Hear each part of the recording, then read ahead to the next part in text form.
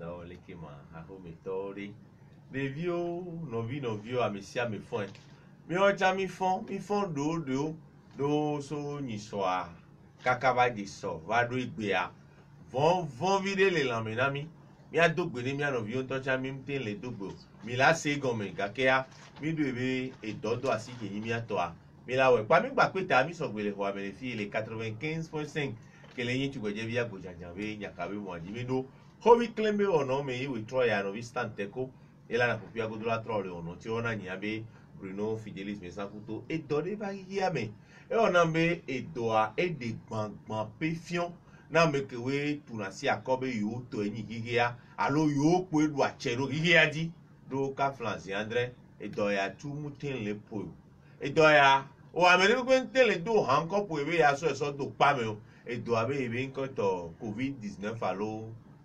coronavirus ka flanzi andre et gbe ya refi kemi le ne do edo ado togoa le mila odo fisiare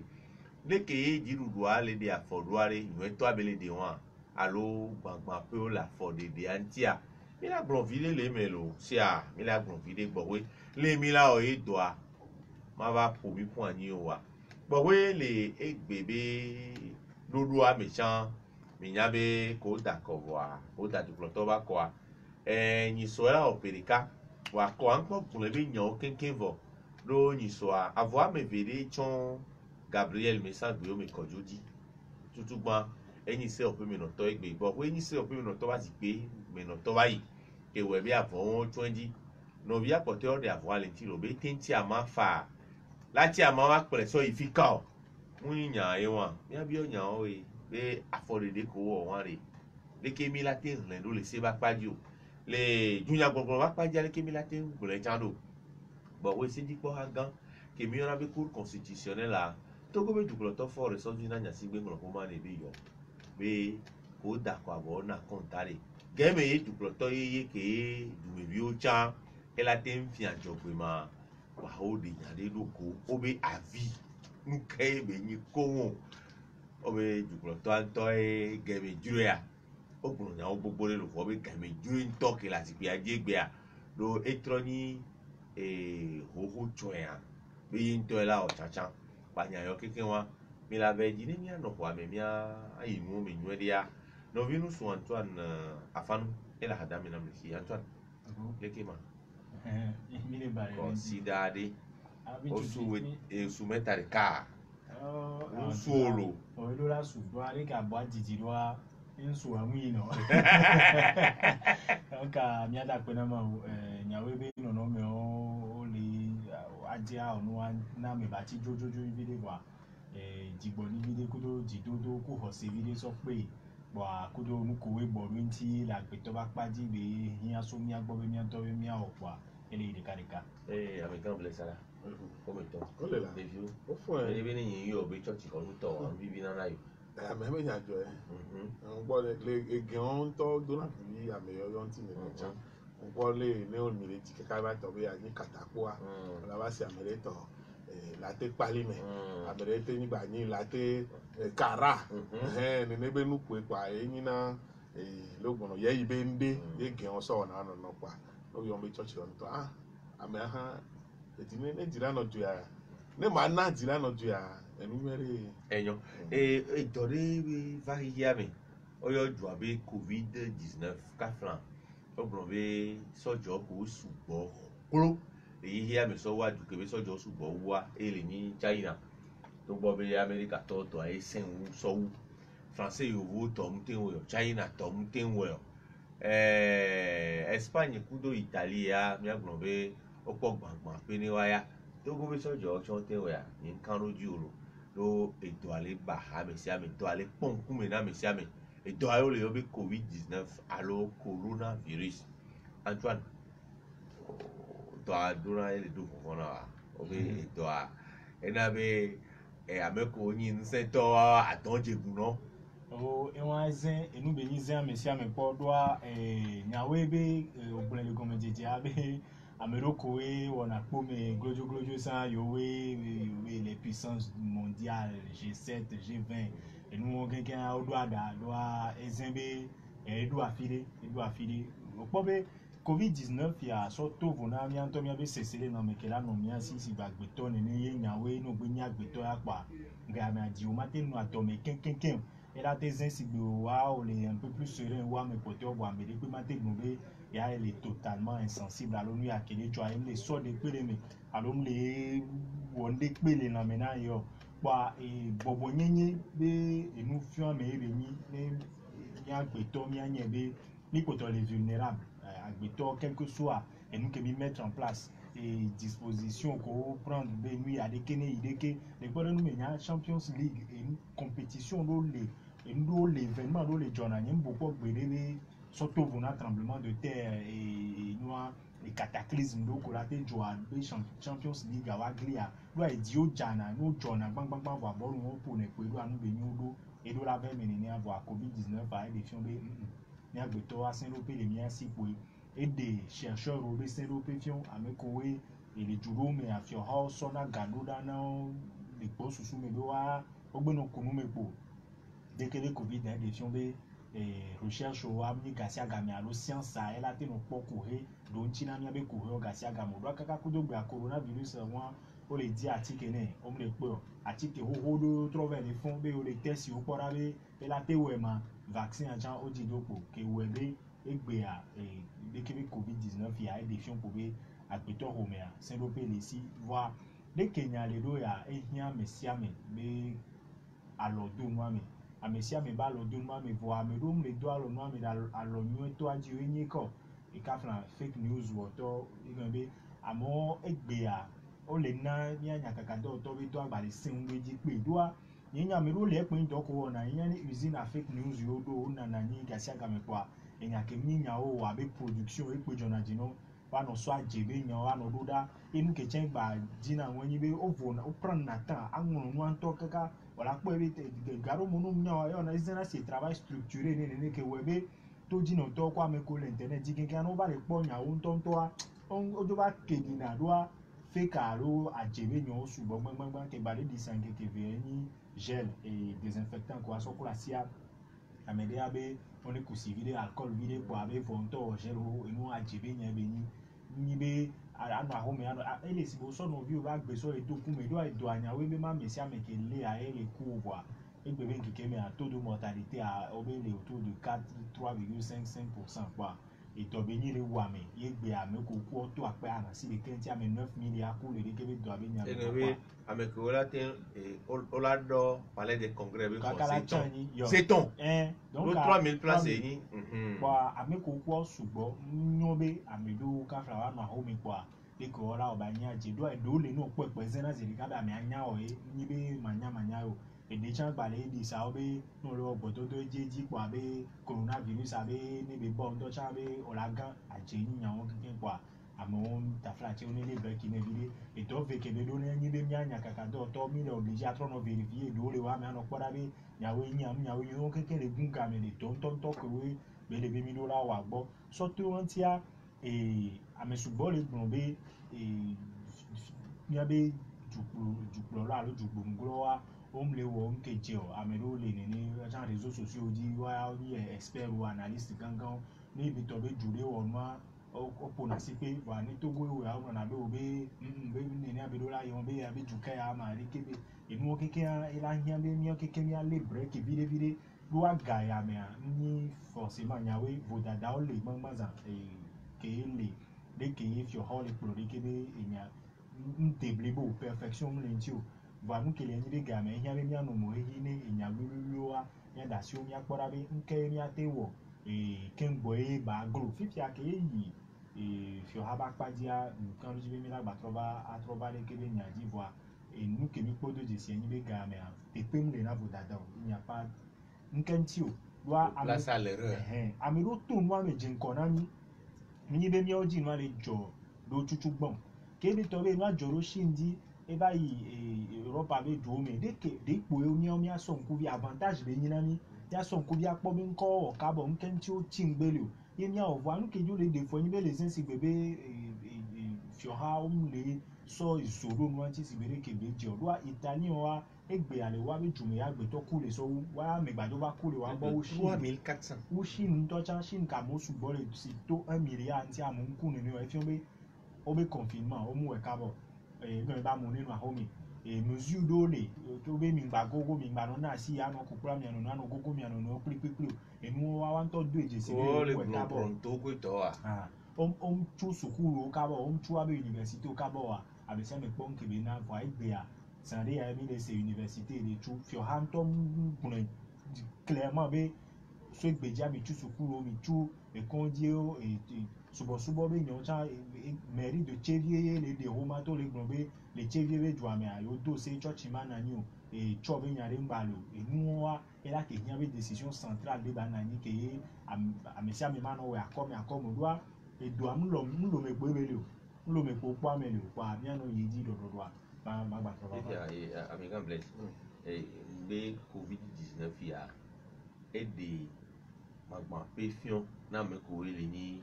ihe abe proto ame ko we do na be o sen wo gloa be sojo o so abe tu gangan wa o tele won de pe ni covid-19 fo e gbe ade si bele ko le plan o be ame ko kwa près de 9000 alors plus de 9000 et palais des congrès on l'a donné c'est ton et la gba content ame won we ku ame le mu yo le sus mi soa o le 35 km ne Milano ebe amo le ku le Italie kakabe on batin le kwa no amedo to yo ku yo awe ko to be dokito no ole ko la diwa e go be pompe ne bro ko le yo le diamo fa da on to nya obe olona da ka o kona de po ira no ko amila kokko la ju do fa da on to nya ku si bebe ame wi ku de divo nene oni umuni des hôpitaux quoi e gbe ade covid-19 a bien prouvé et da trois nouvelle ordre mondial ya o da trois lolé il y a dit ado kabe nya onu si anu tro le covid-19 be nya ya me le wetri to be do be ko ya lo onya bio ko wa bio grand pote ke nto le nya se atovo ni la mese ba ji be nya wa bio grand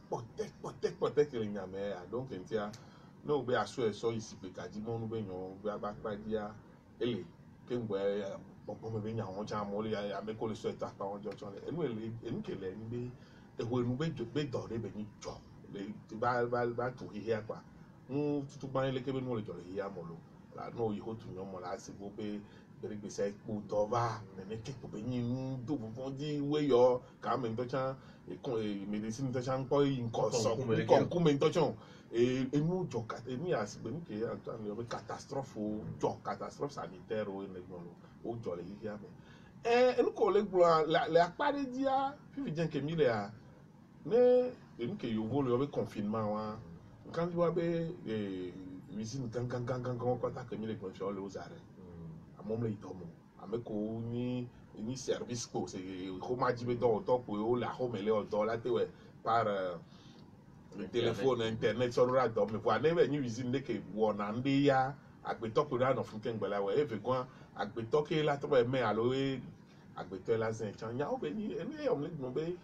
bio ko wa bio gan pote ke le nya me e ken le fi nya ni to sam le da gasia ga me le gbo be emi ade bebe la me la vovo me te va voalo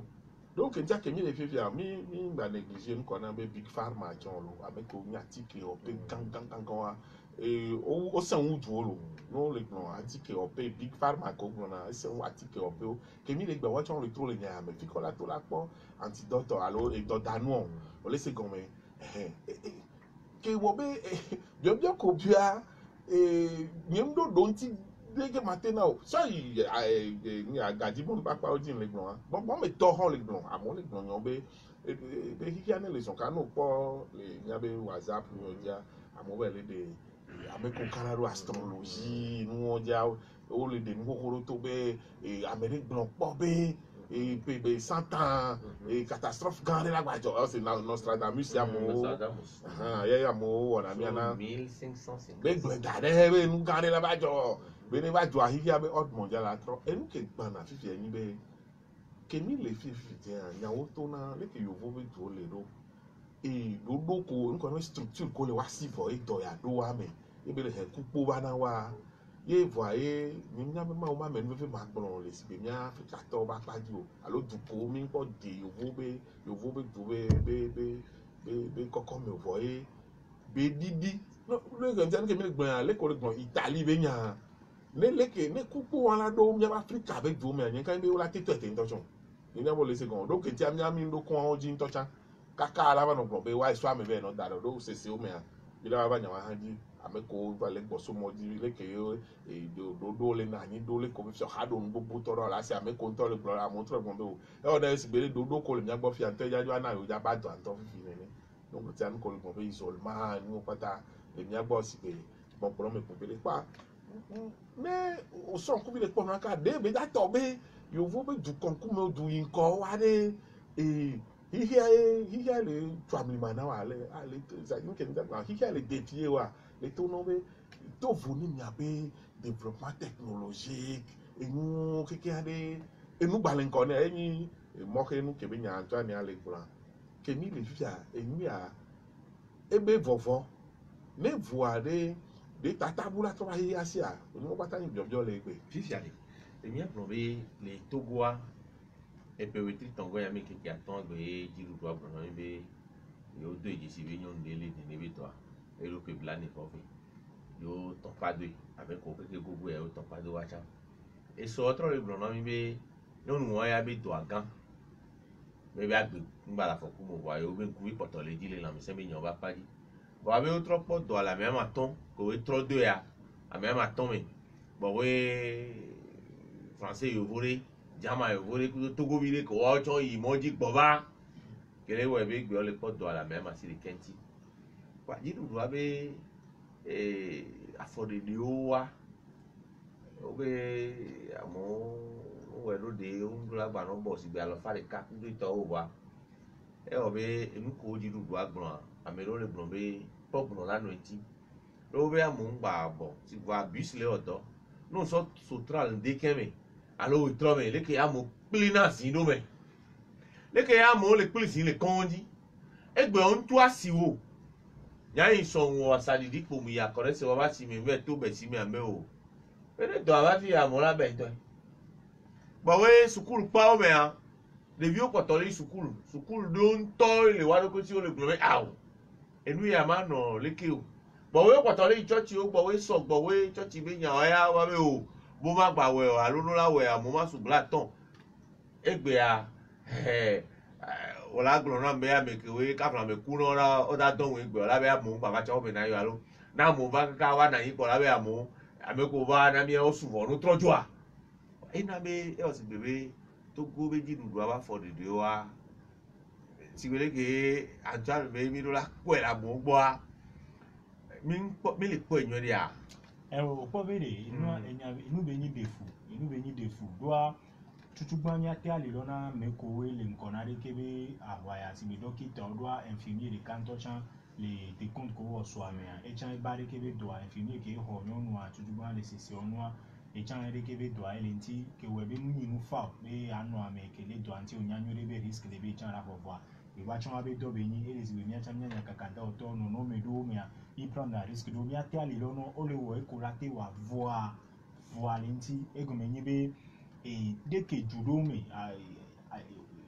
autorité ou alors du proto so zoro nyantia dès que ben nyampo les uns les miagbo e go menibe obune obe amoma foko awalo policier là les funa nya ko prison to ten les semine mini nyano no garu mo parler de congrès dona kaka munu e wan to chan bile mado directement déjà plein comme un œuf et on est tombé 50 cm pour les miami et doit avoir distance de sécurité à 1 mètre son oyer et à amate pompo et temps là bas hein kaka alors et nous quelqu'un qui est tombé à un moment sur le phare de corps par pour là que on l'a identifié Africa moura te sur le phare de cal et par wa clairement les corps de nous université amphithéâtre mais à eux on fait en 500 et quand même sukulu via normalement $500 non mais bon et va même beau sur la bon nia $1 brésilien kabe sukulu koko wa yo tui et soga américain Sénégal waya ka nyem su de pe wa gbon to chan ni to ken gbo o tu sukuru o tu université e be amone no ahome ni wa so doa enu ke be nyele si be cellule be mama mi so aka le ka o gbon ko la gba gbon na mi so ba mi ni zerika imaginez nyam kando di ni be be la wu nene ni be la wu nene to ni be le di be ne ve me o van kando di be le majidi me o la gba gbon na mi be ka bo le do àmọ́ kò wé bá dé kébé dùn à ó nà sí àmọ́ ó kàn sí ń kó àmọ́ gbogbo ló àmọ́ gbogbo dé relativement àmọ́ ló gbọ́ sóyè owó dé ó hùn ẹ̀ka tó gbọ́ náà àmọ́ dá pé náà fáwọn náà òyìn gbà pọ̀ yìí sọ pé dọ́ ẹnu àmọ́ wọn kíkẹ́ personne à risque òyìn kéwù ẹ̀ bẹ́ égbè à tógó bẹ́ fi kébé dóná dọ̀ à mesure kò ní prendre ní sọ pọ̀ jù ló bẹ́ fi kò dóná ẹ̀gbẹ́ prendre mesure wa ẹ̀ lè sẹ́bẹ̀ mi tì ń gbé vọ́ntọ̀ lè kọ́ndíó tọ́ egbe ami do pero wa so gel be nu adare no so ro dogun me ni pe la to ra kura si o la hot temperature no so jiji pe ko la be o le o fievre ma ni abi kun gan do ji ane kebe nu am le egbe ami na le gbon be to coin enu gbon be CHU campus enu am le ko do confinement be ho adoa if ya ke gba de fois masque ke la no pa mota e masque poussière to a epo e amo nígbà le gbon kebe masque wa me de chon o nu fake news won be UNICEF gbon be masque o kinkin yon la te aje yin yan masque ke la te po ameta e ni FFP2 norme be ni doit capacité de filtrage que les masques aussi auto-vous pour amener la so masque de pepe alo chon on po masque so papier mouchoir so do mo chinu po ano po dijua awo ke webe ni do la jaizeve ye responsabilité quand toi et pas encore nature ha soso no aro kwesio la wato yan kaka do to la wato amesi amela dalo mi fo egbe a ele veverebe e ajugun global leadership lezin e wa we le nkan na nuwa sibere kemi le po ejo me Emmanuel Macron eto e pompo e gbon na nyado ke ni jumevium le wo ji o ba trova na gbadun kwino be enu keke le vevere pa ke kan ordre mondial anyam le vedome théorie a me venim je me dis pour à 60%, il y a des gens qui ont trop, mais ils ont mis à bas quoi. Dès que il y a les gens mo la battre l'autre mener à puis et toi bas il faut. Quand vous à 40%, et que sous sous bas les corps nous mais on travail à distance à la bas dire mais à mola no mahome à moi no dogo et dit be événement allo et nous ko y en a ba mo no jubo allo présence humaine. Voilà dit poto ku sous bene bi va tomber to bu baba va et promiscuité à Gotobe Gododo Kassaga mais va fou échange de virus en anania n'imba yidiko nous beaucoup to egbe ole numériser c'est beau ce mignon quelqu'un et nous adam de modi pour egbe kewebe amum le do mo va beau so yo potolo do cleansing ko pétrole avec gadi di quelqu'un va bien boire les vele ko potolo egbe à pétrole elle en dessous de $30 Koda gari dit peut-être c'était autour de $60-70 donc egbe a didi to maman menti voir potolo les nenia les bien boire et là il y a des confinements les s'approcher et donc il y a des hormones vont toucher on est bétobe quand va les souvent quoi il y a pas bien son bien bobé il y a un homme il y a 5 quoi et là il y a des filles mesures sociales on va à nos démocraties soit anti-zéro onyare enyabe be ko gba bio ya donc nti ana opole ke nyabe doctor le so nya ro ejo lo sibe apajije le wi wan ni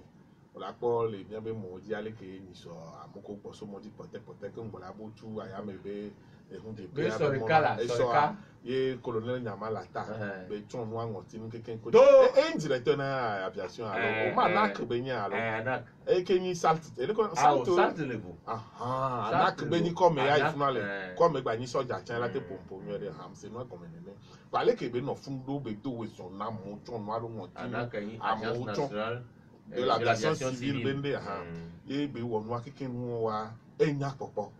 popo le moji wa to e me to so no ele de funa donc ntia non laissez da se di ko le so ameko ho ale o nya ko se ma nya se ya se magbon no brona masi ko ho ame wa re o be tutu gba boss ko mo ko yodo bo nkonfo be to confinement ni be wa ta no wa ton pado wa ton mariage amene le bi on be de fifi mariage anto hian le to ame ya aha wa ton pado ni confinement aha be tutu gba e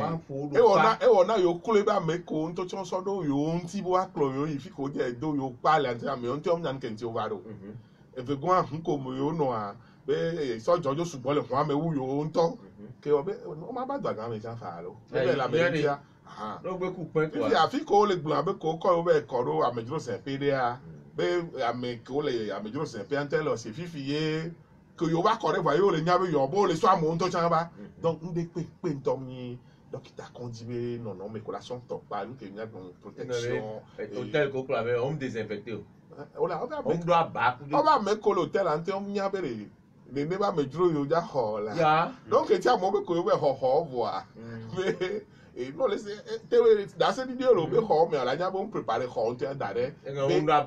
on doit bon là non ça le tout qu'on dit on y a me ba e bien on be ga me mi les changa me ko to que on be couleur là aussi bébé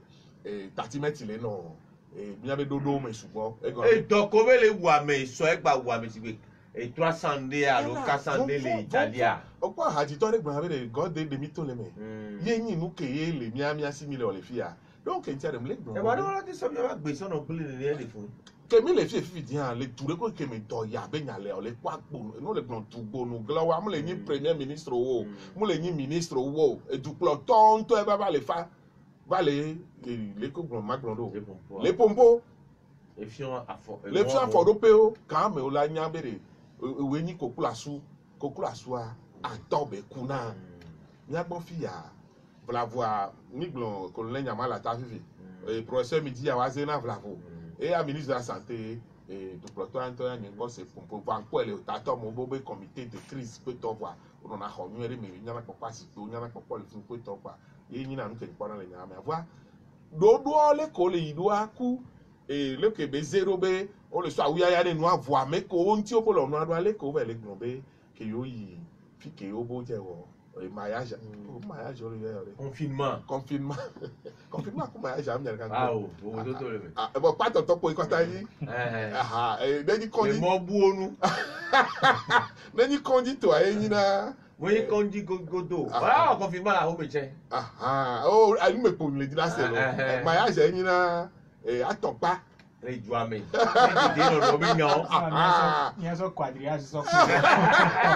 big bam le se nu bligwa go be akwa e kele gbe go be le yo si be 30 mètres les ele do ke yo le gbo kele ni nu nyonyo lo donc entia intention yo le do yo le de do me le se kule bobe afile ke ne refusé le ko na fama quand le police a sans des réfugiés bobo et la gueule coupée bobo le dire do pata ba ni nu za o ba de ni ah e bi ko gba ja pe yin o na ba lo ayin gba lo o ya o na climatiseur mais o do be di tonto to so ko to asa ba be no dorso ya na itan be di yo na awo be e ti tonto ke no mo di a o la no ma fe o o po na Yesu o la po Yesu Kristo zere ka wa o sa ne kwa lo o sa na me ko sa na kwa lo o gba e no ke le glare kule attachment les ele do do ku wo wa me e ga wo wa e gbe ke mi le amobo e o la se fu we amo le gbobe a me no to e ameno le o ko amo yi hotel a àwọn be ma de no funu egbe omo ojo e o bi o ja me fi ko da no ku de o mu o egbe kemle o won temperature na o ne ko egbe kemle a mu ko da se di be amere gbo be o ko e ba dara ho me donc ntia se be do so vide du to na mo be ye peto a egbo so mo ji ko e ba dara ho me ko e ba ti kajo so ya be o ni bo be en ko le wa ma confinement be nya lo isolement on we wa be ko ojú wa do po kenu ke ko be ko ba o do nu ise dókítà obe nu ko do na won wa ko ojo ke la ke ra ba bo ma do nu avo e nu ke mi le gba yin be ya me do yo na hotel amedo yo kokoro yin na ba home abija han yin so an ne ke ko be ke ya mo gbo a ro ko bo ko ame ko yin VIP la le ke mi ono ma VIP o amenkuta be do ko l'aéroport a mi agbo fi etan ele be nya be de o le di kle ke wo be ke mi le fi dia di dio mo o le gbon emi a ame ma sile ke be nyon le gbon le ame ma sile ko gbon America le egan ame won nglende le mi ato ni ruputa to ivoirion la nglende le wa be si le digbe a yo le gbon ame de hagan le wa gbo aye ame de do nti bere ni ame aganya wa be yo be president Alassane Ouattara ne ba la ne fait yo akpo le télévision pa nya me a e ganya o ya ha mi agba ma di be mi agba gboto gbongbon ni fan me wara si donc e no ite gan tí wọ́n mi pọ̀ tó àbá parí bọ̀ wọ́n hàn wá fẹ́ lè tẹlifíṣàn mi àpọ̀. fífiàre egbeare mi nya ba mo potole asimi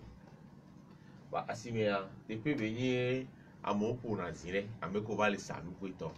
egbe am sebe eso a sevi be préfet Etienne Kadevi eche enro ho ma be asima di egbe no se ve ba si abi edina jora kudo fira nyɔnuwo be yɔ ŋusẽ nyɔnuwo be ava ɖi asi lego la gblɔ na yewo ko be asi ma ɖi Bruno enya ko bebe le gbɔn ya mle se le mia be ha dɔ tɔ ɖe dzi le gbɔn le radio ɖe dzi le keke be yenɔ yɔ esovo gã le gbɔn wo be edɔ ɖe va lome wo be dɔ ɖe to le lome ke wɔ be amle se gɔn be yi ame lo be ɔkpɔ nyako le gbɔn ye asime be nyako le gbɔn le veve ɖe egɔn be ole gbɔn bobo be le mesure mo le gbɔn be amewo ma su 100 alafa ɖeka la fi ba asiwo le di egbea ole gbɔn nyawa tsa sa sukulu kpɔ me a egbea exɔ ɖeka ɖewo me ŋutɔ ya le wusa mia be plage nke ti yɔna sukulu wọn so gɛmɛ yina mi wuna san le 6e so gbɛrɛgbɛ donc egba wo fifi école du centre wa dale bɛnikila bi ta mi pari wa keke sukulu la fɛn fun bɛnikila yɔ n'ate te wɔ bɛnikila ko tɛ sukulu wọn fike ni zingli antɔ la te kɔkɔ edi fɛ fike zingli ba le xɔ di le funu o la te kɔkɔ funu antɔ yi di ke o la o sukulu pa alo la. ɛ va proximité que n'o gba sugbɔ le funu awu nu jan. ebi n'o wa dale kamaloto. bɛ bɛnikila. n'o va dale funu aɖe amewo la wa te na o si do bɔ a. enya buke gba nye wa tsa lɔ ŋdo yi ŋgbe dome na obi de wunya ke nya bebe ke wunya ke nya gblɔ na nu ke le dzi la gblɔ ebe gbea nu ke le dzɔ ebe decision nɔ katakata leke o ke mi le ɖo xɔme fifi dze mi le se bobo le tu université lometɔa egbea la kpɔ sukulu ŋkpɔ egbea wo tati sukulu viwo sukulu ŋutɔ le tati sukulu pe dzikpɔtɔ le tati sukulu viwo eye wɔm le gbɔ be ɖoɖoa spectacle c'est-à-dire politique spectacle wo mi le Togo quoi. Fait de grandes proclamations de foi et amodo na kotu nyoro va na télévision encore la pompo agbonu ba bien probe e djugbonugblo le chomia di oro o le chomia di o alo nya kan be to vone wa gbole an o le we fi ke nya le wa fi fiare e pastor mi nya be pastor no de ri ba po to ta e ga me no to gbera nkunu jora e prophète o le me marabu le me amagbe otoku de to le me le covid 19 be nya me a ye le se wa be nko ro ojo buro o nene ke po pa do cho dura gbere e nkunu jone donc a se ho se be nya o mo de do abede le bio ka fra be ne to ko we wona ejaculation because ko do bio be e pe ojo na ma be nya ntonte ba ya wa de amanya nya ko abe im le si amagbe otori pe be nko le nya mo anyim nya ni e ko de mi tina nya be no jeje na me ro bo no ruwa eyan do le di free ba me ro pa chicken na pe pe to bo won keke tanko mu onu me kuku ese clinic kuku to o do pe jibe no alo to pa am do na asi o gado o po be njira trova e asime nya o di de défaut de communication le de kebe eyan ti le mi abe do amezi de kake o le wo ko late wa voir et les France les po de nous mais o tro sa o tro wa na conférence de presse a gbonde ke nu le do mesure ko we ba amenene ke ba do amenene ke ku enu wa edian le nya jania gbo do ni won le wa funu me ya mo to na nya papa anu gbon eye won ye asiwa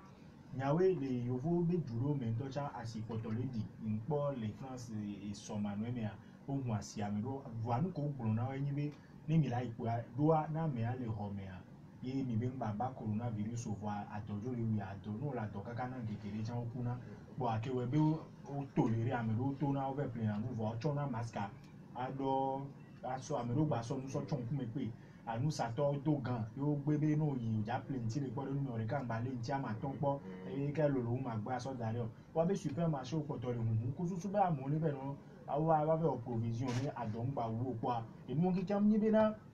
wa do se chan be so igbeji asi o kekere chu do amu to le gbon be gam le o si o ja play ma so wi yo la gba ba chu fi o fe play na le vile san iyan le ya da no ro emi asusu la so po e si bele ke ngbon be ami lo nu awo o jin kon na mi o ni adapter mesure na mi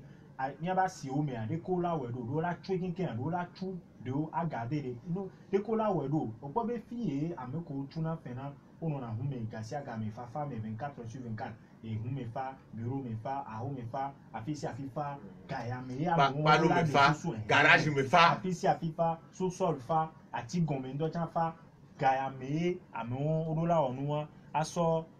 afiore ke chon egan be wa demble fi adam de nyawe won ni o tu asi o kinkin adora wa mo de ke mi la we do do la so afiri dada mo do Italy anu ko we ni be owo enu Ninya ke Mario do balise Mario do supermarché bi nko ni mi jave play no mi na do ran boa mi do la no 1 mètre na mi no ye so jo le opo ne gbo be ajijire no je obo 1 mètre ni nya ti be play no la do kwa enu we be nya be wa wo adengbe so enu on ti le fifi ale egbe ale ni to be juku no gro mu le chomi ajo to gbe we do na lo be juku me bo ko mu le wa amento kana sana Antoine ola ti gbono nu ko we eyin nu za mi la te no wa de mi ba gbo to la fokume egbe anya we amesu bole do sesere na me wa me do le po jiku nto jan be osigbe mi abe juku to wa um le po mi o kule mi ne e ga ya mo ka benefit ya we 10 million mi to 2 million robo ka vale ko da sa garo cha bele ko mi le gun le gugu na bele gugu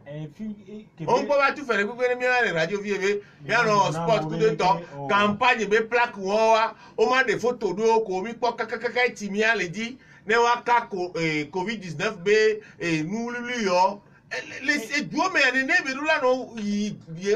million ale ko da zero me ka be da bi o alo la gba do go me na me do ko nu le wa ya si bo ogbobe enube ni defu egbe a ezebe enu onyi nu vevere sensibilisation o mate so blevio npa me ro le mu to chan be yin so ayo ho message do téléphone di e oni ore ke wa o ba wo ni mi a ma gbajo message me ga me to ba ye fifia enu o keke hian egbe a be oni na ela down do ba me le to go egbe no gro na be alo to gbe no be o bo ngba na so be doctor ala be yan o amugba le o se ke we be ehian be communication wa gba intensifier wa pompo na ju me vi ameko le do to mi ga me oni yin be ano kura si eji nu ko dókítà ogbon be mi ano wa o no ja dogbe na me am nya ba ni asi o ngba po no vi o po pe aku pe be o le ju ami eyan o ngba le o ni mi le hore mi ya me le ku pe ami le kuku ni to chan do la so do ge do aga bi le apora be su veve to ni be o fièvre alo ogbon po ba le tipo ni apa konji bo no wa pe ko me na vi ni nku vi gba mi la lo majo emi so la pa bare ni gba jo jan ke la lo mi yesu me mu ka ko me ne no plengo ya alo akanti ne beto be abede le ye symptôme mo le tia ami adola de lokera ga maska FFP2 no amere dira po mo nu popo e won be la zin won si be pote angba chon mask ke le na hunhun ba be pan ko ami abe o be te ku pen fa be anga on de pe na yo wa me le prendre risque kudo be toi amoni no di information yo toi e nyen be na na so rabi mu le we do te mu le we ayo mu le we chloroquine fifi o le kunu me apora be la te we ma on po do pe di hare be le we wa na na fe fi ami je na gbagba nya wa pe mi bro na mo ni no do to ejuko me be nya jojo wa réseaux sociaux be nya wa no se a oni tro no ku e mi fora be de ke ma do a ajebe nya wa o sugbo gbangban wa nyabo gbale le pupọ nínú mi be no je plenu a alo plenu gbo ba nti ko to aklo nu keke nwere pe a chan le do me la enu keke aklo ke ngbo ni azan kwa ela di ko le kudo de javel alo ku per maganat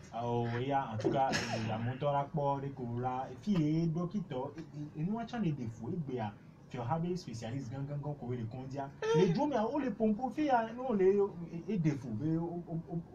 le pompo ne to wa we la no de mu me na ju me préciser o de mo na wa no va le pompo fi o me ke gbole no ba kun ya yo me ke no gbe o pa ko le ni be ju ami a chon be no nu ya wi ka ko bo po won e so o ba le gbole trogbo a gaga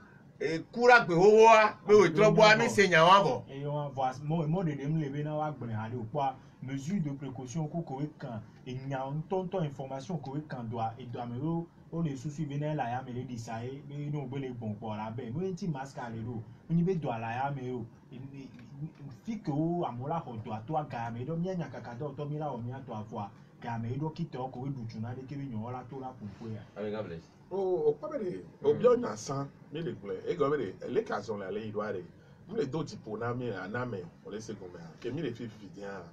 ni ma te gbon be si bele ke do me amo si to so akwaro nya nti Antoine Legble ame nya to gangan amo ba le de nu me ko nya gba anu am le yin no e jo kule possible 30 000 le ko gba be ils ont laissé à notre triste sort ke wo be le mi anto mi la gbe we lo ke po wo be ke ni fefe to egbe ni be loko do asikoklo be nyawa eya mi ale da si ole gbonya de sanso le pastor ba je o si bona do abe covid alo ko ba na covid chan lo e so le ta mi na ba le gbon be ni ke to be covid o ne ma lo alo bo ne covid 19 alo covid 19 ba be de na bi be ni ma be e da gbe mi a o ne fe na vi no le togo e lo alo fe na vi o mi a o da gbe na ni e pe fi re no na yi je na o ya da yi ne fe na vi o po be de o la da wa be fe ju ama covid o le ya ko ameko to na nke nakaku neme osaku yi pachaku toyi akote kwa kote kweto wa mi ase won bi le po be ta pa wa ti enye mi le gbon le bi are bi le placier politique spectacle mi abe nya o me 2 milliards be nya wa mle nya no vive be ngoro de ni so le e be page Facebook ke nya wa be yele karo di bo ma to na mi be 2 milliards ben à 10 milliards on va affecter nous on va be 2 milliards be séminaire et que bien atelier de validation renforcement de capacité mais vocan mais quoi on y avait dit qu'au monde le campus endroit et à bâtir mais ne pas le professeur David un professeur docteur Cholenanou Gilbert egbeni so be yo nto ke da ho do no nto tuba nto yo nkodo nous que la remonu na yo on le bon fi ba make ho ya no ko yo bo be nti e do avole fifia be ya donc il a que quoi tu ba ento hodo politique spectacle nyame e go be grande annonce et Obe bon Covid il y a 2 milliards gouvernement de 2 milliards to et cellules de crise et mi a le que mi les pieds fi en confinement ben y a que mi les 2 milliards to 500 d'eau on le raconte non mais au grand non ça et pourquoi le bien les si bébé les ko e va do onya egbe a pastor fadao kaka imam to jo be egbe a masalasi ohun odo dom na yin na o ogba masalasi ohun odo mia susun be inya ko le gbon mia keke mia so do o mi mia nya be ni mi le we na mede o lo amede lati gbon be ojidudu ale daje be o le we won pe da so do funfun jina mi pe to awo mi on to mi awe la chom ya lo ko jigbo we mi aba bi o ma o be le chom ya jilo Bruno enya vevere nya ko le gbon ya donc entia so le ise ba pa di are ai place le gila no no afido kule donc entia ndeke am lese nya be radio church to re kaji ke ona se fada ele gbon ya be amo ko le gbon ke to be bishop ogbon be church ku no ngbale o le nke mi na se samedi so ale mi ona ma nfon ko me hunhun be ngbale o abe no mo be wa no no titi be ne fada be amo ngba so pretest won ti wa gbe eloko gbon confession o enyawa le nya gbon nya grave donc enti egbe no se prédication que papa o egbe le Roma ele gbon be abio so ke a be gbon me be nu be yin woni be fado aketo me wa no se mi abe nya pe o le se gbon me a confession me le gbon wa lo e go be nyawa nya be le gbon me a lo church o ba padi a mo ne se gbon me be ne dogbe dale be ho me jan ma o la se be kwefan donc tu know ko le gbon le ko gbon no ame ha be soso san be nya afia ame do la te souhait ni so ko mi se le fi bo be le ko na ke o be Paul asrama lo fi ko do ma pastor de be nya re wa dufle be o ya imo alo bo le prisoner mi ara prisoner jo be o confinement bo daba nya waji no ye ame pe ngba gbele ko se be nya me ba be me to be ke te ma wu yo je yo a be ne o gba su apere kacha be gbongbon kokwe anto le yo ji ko o la ku o la di o kike la mi Roma e katiki be ha ko le gbon fada 23 le Italie fada 23 ele wi voton ye ku wan ke wo be amone sonya bevere asiko kemile amindo structure chan ke ye ne do aba le wa o date o ne pe o we wo ris ma bele wa gaz bele o gaz yo vo ni son Paul konja do ton nu angon tin no le gbon be gaz et oxygène le yo la gaz ko mi re gen gbe me ejo di lacrymogène no lacrymogène so chewa no ya ku ka ba ba e be se no na me la te o do fa lo o de che na me ti ba ke gbe o de che na me ti ba ke wo be amon gba so ho se be nya so do nya me no mo be ke to be yesi de ke je ji po vi to anto yo je yo a ma una na mi si jeje on la mu yo vo so church avana mi Ma won una- to le kebele o le waji ma una na mi discernement mhm ma una na mi discernement et on le grombe non c'est pas par des prédications que vous voyez les grombe abio soso que mi be bien dans les sibé catholique to ba pa de les c'est confession mais allo on to eucharistie to cha be bon me be nu be ni wu nti la meton ke mi ona ya nkano di be les sessions certains te pe o pata le kebe no ela ola so do do e yo mi ata pe mi agbon ko bia me sia me ni japagba nko le gbon mi awe ni afokure ngba ba jo lo mi aju awon la be do ya to wa iwa pe mu wu mi ya le mi ade oro sia ngba wu mi o lo mi ka fla mu de meeting le gbun le dopo ye covid-19 ya la gba ba wu mi a mi de kuku ne do enu ya televi ya ne ba tin gba wa be fi ola bo da evacuate so ijure me do try ya me mu je pe acha pe do ne o le na do ina Italy o ina France o ina Germany o ina Israel ko to wa so ba salpêtrier allo que bien ba continue ko dans le Paris wa on va yo la petite de salpêtrier on da yo allo Val de Grâce que nto jo la jina mo yo wa Val de Grâce no so if na ba do for na Non, c'est quoi, c'est l'école? Val de Grâce on da yo lo bien aimé tout ça et Saint Pérégrin le non guarda ni soare togo bi se o pe mi no to bobo gan ri le bobo ya me o de afo ame fi pata le amigan Gabriel me san gbe o me kojo nji do ogbon be ni tobo nyonu e o sin o do nyonu me a nko so nya no ola o tata ku do kodoji wa o de tata acha o de kodoji acha ke wo ebe egbe afo ki chon Gabriel me san gbe o me kojo nji a avoajo le tinye nya be ti amaya oro enu kejo o be procureur général so nya de duenti o da pele ikojo me ba afodede ya yo go be acte meve acte politique le me acte juridique le me porter kemi la sonne anton o be enu be ni be odeme apagantwa ni be tobo ni si ope me no to nya de ko le kojo me agbo la aplo ya o la de kebe inu jicho no da le ji o ye agbe o me kojo anya we be so geme be gbo be ye du ji na kwa funu aya be jona jusubo me no be da ko pa candidate gbogbo la Africa ji o be yo we du ji va so ke be va o ma de to be no me premier ministre otro no me ministre kwa Antoine Kofi na Jombe no to Antoine Ajika jo so na yo Kofi na Jombe arunu do gouvernement wa mo gbon na be no ye be le ni to je la be a obo de be nkoda ge ngbe do anya gouvernement be destination pa amesubo ipa cha obi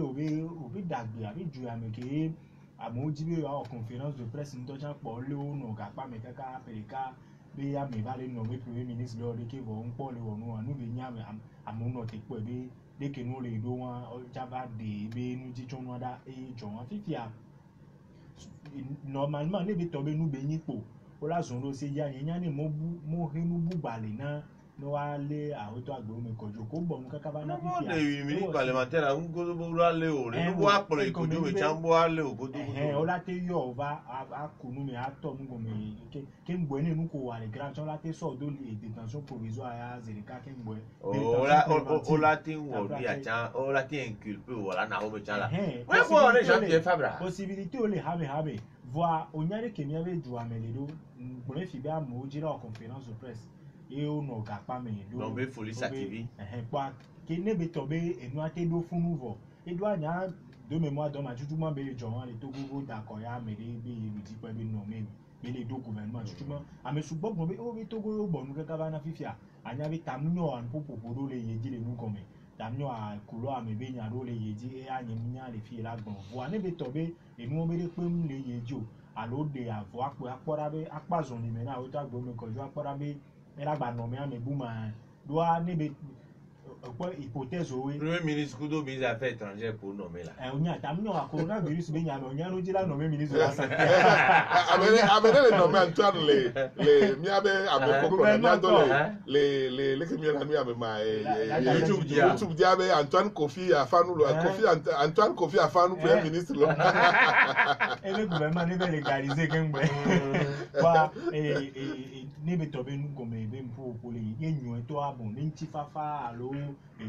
Chris Bumba to ba na yin ko wa et là nous be wanto aso si be si o pe mi no to ro le gun se na le be o so nku bi dada akpora be de ke la yiro ma nya we be lecture politique bo le o la o to aga me anya covid-19 be nya wa le ele na no bi le susu me ke ngbo pa o na be nkan no ji be o la zo cha do nya me le covid be nya me abe o be le le ame dia nya yo wa ya so nku bi dada akpora be de ke la yiro ma amigable o pobere et nous qu'on voit mais immunité parlementaire nya ha faut rien ne de comme na mo le les dossiers qui inculpation que procureur les wa mais et be immunité pour lever le agbo mais toujours e wa ni si o pe me si o voici bien les collègues il y a le bien be portée juridique qu'elle est ma o le bien be si o pe mais que ko duro pe les sonya do nti ye o bobo ade afo le nti le enya ne bati mvu ba bli rokuta ye enta o do nti adare bele be ne o esogbe no yo ya be le ma yi o chen la dan mi ra portée politique enyi be e no kele joken gwe amega agbe o mele onu yo wa no politique ye donc nti a comida bele gbonbe o tafuye lekeye le ko gbono le me ko le sona ya be yem le karo mu ye o eye bo ho ebuji ke wo be egbe a nyemnya egombe no déplacer nya so yi mi a so ba se be nya me de procureur ba pa jin le gbon kloya amo no popo le me be o la no gbonbe ndo le di la zi do to ma o la le ha yen karoji o nka ti yen karoji lo egbe a yen karoji be togo be di ke le egbe a ne agbe o me ni o le be tua et la publicité no wu le kebe le fio le gbon no ni so fe ko situation la ba évoluer po dans un sens comme dans l'autre première évolution ya évolution que nde trop joto fone le nom que mi le nke kwasida ton wa ye won ke mi bale ya e ba évoluer ke e mi le o analyse ke mi ami le fi be do lo susu bo ale a la po mi nya kan ho ma boboro nglobe susu le bo ale a me don ton nglobe descente aux enfers on ton nyale ke mi be presse do la be ne intone bi piam ba de kuku ba jame doji ne wa gbon do de o mu hele presse o pata e go be no le hlen to bo presse o ke ne ko no na tu sa tu me la presse vit d'antagonisme e go be ne amere le ile ke amere ina le ke nu ke nyang gbon na ni ne nwani he ya amere ko ma go be ni yibo e de na fun mi anya to bo presse me amere onya na be no anu yibo e bwa o bra be nu he e de fun mi to anya ka to mi o la ne mi le wo mi abe godo ya agba ke mi ami je na ni be nya no factuel e go be enu ke le joa ma presse a de prestigitation no mi ano ti po le ke évolution la gba na ike évolution la gba na de ba gbon do de kaka agbe la de ba premier ministre premier ministre le ko be o la ba so premier ministre o ka de politicien o ke ko be eduji ala ba ko jiru politicien wa me ko nyare o to vunu nye ko nya ka do to nye ko mi ni politicien wa o to vunu nye ko enu wanti ye ne nyam le po be mia to nya ka do to re gbe donc et so de ko gbaro ti du anti be suna me ko l'opposition me gbe a o la so me de l'opposition me so la premier ministre le ga me ke o da so premier ministre l'accord me bebe e tawe la ken gbe la yare autant o le sen ken gbe ko me ke o be no nyame nyaka do to nye ko mi évolution bula baba o la ba so premier ministre maleko be kama ngba ni president ke bebe yin o wa ye nyore ale ko bi am nya mo le bi e be e da évolution ke nya évolution ke po voir mi pẹ̀lẹ́ Raila Odinga kudo Moi Kibaki boy ko be to ware to go be réalité politique are et tout faux e go be mi ade a nu ajo le Robert Mugabe kudo Morgan Tsvangirai paix à leur âme me ba to be ni wa so fafa do me e yo ko le bi onyam le ji be e be afia o na pore nu ede eve fifi je to go to wa enu kele jo fifi bebe le se no nya nu popo akan o ko le mi ano be fifi are mi dasi agbe mi nya mi apole ke bi la ba evoluer do enyi so e humanito mi ato Abdou Asuma e do la homa me le seji ko ha gan lu constitution mi ko me bi du to an homa na yo le bi obe na de ko na akodada ba konta vo abi ge me e du to ko chan la e la fi ajogbe ma homa le gbonbe du to ke le azipi adi fi a e fi ajogbe le pewetri atongwa me kiki ame ni agbele pe ape ve ku e aton ame e won la no do kana pe wetri atongwa me kiki ame ton agbe le san ge ve me yebe et doit la vo voir avec du ploto que les vivia que tomber pour quoi la zipiadia gabe que dure ya le lo ela te fia jo gbefa ba mo le globe nyawa ko blan yemi on base Moulabia. Encore et c'est donné la loi est sujette à interprétation. Non, les nous qu'on les blancs, on les globés, qui est tombé nous le 3 mai. Le 3 mai. Il y a un mandat qui est le 3 mai. Voir qu'il y a un travail nous dit. Et Dieu là écouté le mandat. Dès qu'il est tombé, quand il y a quelqu'un qui a on est en marche dans le coup souvenez d'accord na mais puis amé pouvoir une transition vide les wetriques quelque coup alors quoi si dans ne que bana ken go ba on a passation et on la doli homo nous que me dira et puis avec le même no be ho tu mi yo be mi le wo il y a le changement dans la continuité fusion une fusion création la fusion quelle Caméléine. Quoi, Bibia, et quoi concernant les grands, qui est tombé, et il nous dit, un tombé dans Dolly, et le couple non, et c'est un transition, on est donc avec moi, le monde peut pas laisser, mais il a été fiajogbé à guerre durée à faire. Il y a analyse politique qui est en ligne, analyse qui est en ligne, et nous qui est à Mega à Bromé les bacs padia. Nela enwala didi kamera imeme a mo kan be jidro apaji to o le wa kontabe yo mnyan ke le ba nafa o le se gome ke wa précipiter nous et kale gbeto me ke obe ke mi na tene be mi to lo ha me fia ne be me le ke ku constitutionnel a demandé du ploto ke le gbe ni ne dro otra pa fia jobe e wa ku constitutionnel to de pe la yi wa lo do mo ngla go confinement be nya de ka le fun wa nya analyse politique ke woni no e gome ke tobe situation politique est mise léa couleur a dit doit mettre en problème yo m'allait que sur là-bas dans l'eau que les peuples sont versatiles hein et bien à moi le doigt mais à peut-être que mes coups monseigneur le roi et péto droit que dans le fond et à maintenant que là jolé fraction de seconde mon lot et Antoine il y a le problème de cap quoi politique va pas dire et bien non so du boboro à monter gonado qui veut que nous les doit on va d'accord à l'opé américain nous là jo courant et là-bas Togo les politiques va pas dire ya wele nko ole ni akpora bele ke bela ba no Roma ba coronavirus ya me ameroje nko na be ni akpon le wa gboni mi oro mi da pe ni mi ame ko edo to mi se mi ame ko ekele te pe wo ko mi le akpela ine stand te ko kele adam de mo adi le funu ya da pe ni fo koku ayi ekulu ke o caméra na mi akudo ya Sainte Kenon Kojo ke o réalisation akpele mi ame ko edo to mi le Facebook di ala meke we pomi le YouTube dia akpe na milo bye bye.